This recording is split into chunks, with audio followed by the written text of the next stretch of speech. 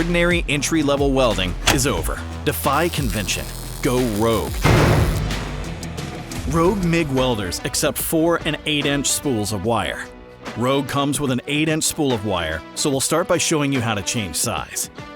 If the 8-inch spool hub is installed, remove it and store it in a safe place. To install the 4-inch spool, you'll need to configure the spool hub shaft.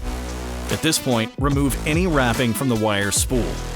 If necessary, secure the wire by threading it through the holes in the spool ring. Always keep tension on the wire, or it will spring loose and create a tangled mess. Slide wire spool onto the shaft and orient it so that the wire comes off the bottom. Secure the spool with the flat washer.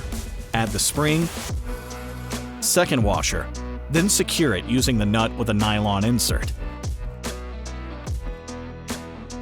To install an 8-inch spool, assemble the components in the following order.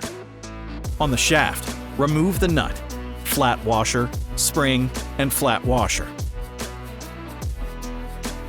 Install spool hub over the shaft, secure with flat washer, spring, flat washer, and nut.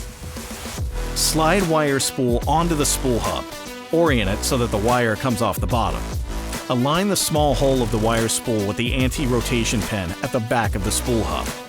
Secure the spool with the spool retention nut.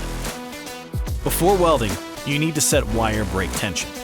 Turn the nut clockwise to apply more tension and counterclockwise to release tension. The brake is currently adjusted when the spool stops within 1/2 to 2 inches after releasing the trigger. The wire should be slack without becoming dislodged from the spool.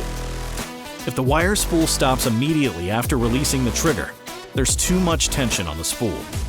Loosen the nut, or you could prematurely wear wire drive components.